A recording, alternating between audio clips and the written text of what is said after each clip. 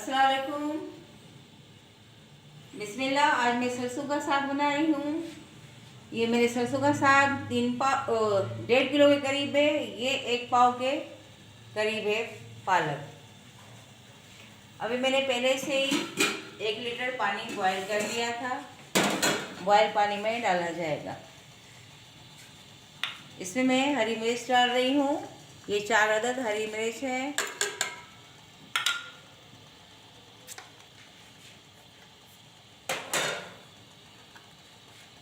Half tea spoon नमक डाल रही हूँ इसमें। उसके बाद चख लेंगे, कम ज़्यादा होगा तो फिर उसका खुल गया। अब ये कुटा हुआ लहसुन और अदरक है, ये डाल रही हूँ।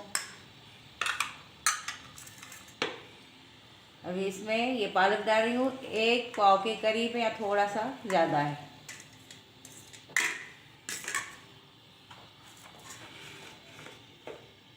अब इसमें मैं सरसों का साग ऐड कर रही हूँ। ये 1.5 किलो के करीब है। अब इस साग को मैं कम अज़ कम हल्की आंच पे पूरे 2 घंटे पकाऊंगी।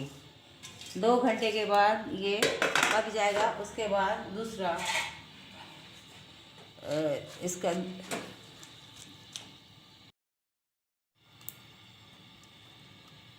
उसके बाद इसमें घी डाल के फिर इसकी भुनाई करूंगी और घुटाई भी करूंगी। इंशाल्लाह आपको मेरी रेसिपी पसंद आएगी। अभी मैं इसको ढक के पूरे 2 घंटे हल्की आंच पे पकाना है।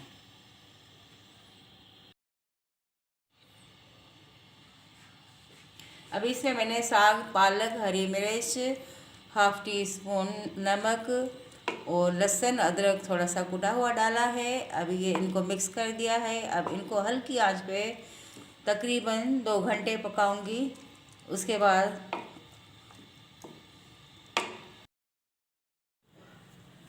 सरसों के साग को मैंने बॉयल किया था 2 घंटे। उसके बाद इसको मैंने ठंडा किया। ठंडा करने के बाद मैंने इसको जूसर मशीन में डाल के ब्लेंड किया।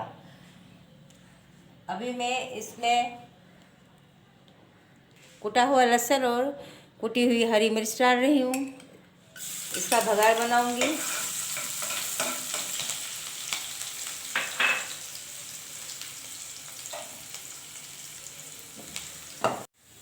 अभी साग डालें इसमें।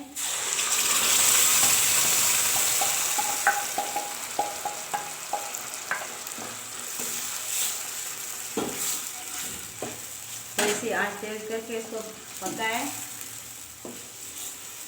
अभी ये मैंने मकई का आटा लिया है 1 टेबल स्पून। इसमें पानी डालूंगी, फिर इसको साग में डालूंगी।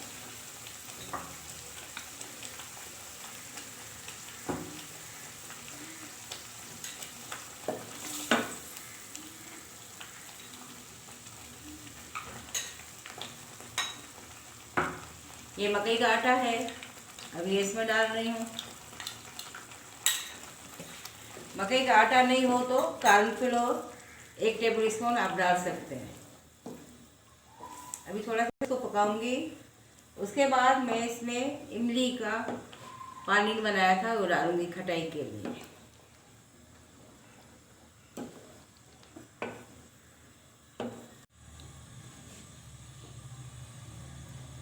अभी इमली का पानी डाल रही हूँ।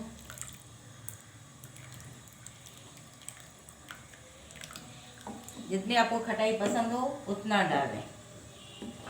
अभी इसको इतना पकाएं कि बिल्कुल गाढ़ा हो जाए।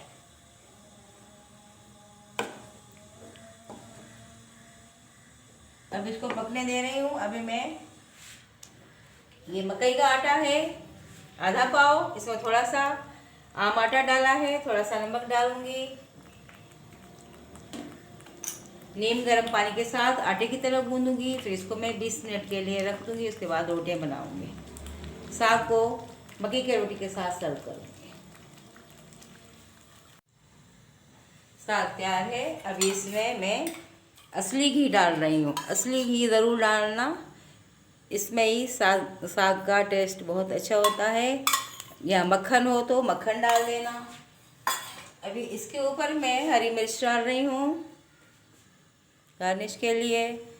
नहीं पसंद हो तो नहीं डालें। अदरक डाल रही हूँ, जूलिन कटा हुआ। अभी मैं मकई की रोटी बनाऊंगी। मेरा आटा सेट हो गया है, मेरा आटा बिल्कुल सेट है। अभी मैं इसकी रोटियां बनाऊंगी। अभी मैं रोटी बेल रही हूँ। इसकी ना छोटी छोटी रोटियां बेलना, क्योंकि इसके टूटने का भी अंदेशा होता है। बड़ी एहतियात के साथ बनाई जाती हैं। इतना सा आटा लिया है मैंने, सूखा आटा लगा के फिर आप आस्ते आस्ते इसको बेलें। इसकी मैं छोटी छोटी रोटियां बनाऊंगी बहुत आराम से। अभी मैं इसको तवे पे लगा रही हूँ। बिस्मिल्लाह।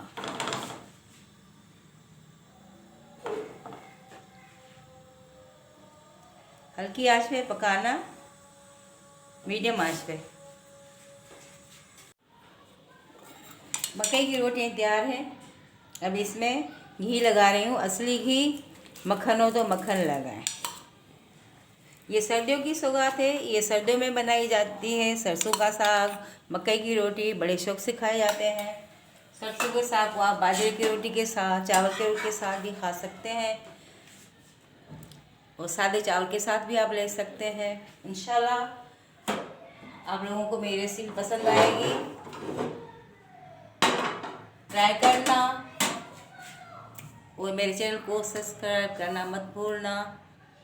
अस्सलाम वालेकुम फ्रेंड एंड व्यूअर्स, आप मेरी मॉम के चैनल को सब्सक्राइब करना मत भूलना, और हमारी वीडियो को शेयरिंग भी करें और लाइक भी करें, अच्छे अच्छे कमेंट करें, और हमारी नेक्स्ट रेसिपी देखने के लिए हमारी बेल आइकन के बटन को ज़रूर प्रेस कीजिएगा, और हमें दुआ में भी याद रखिएगा।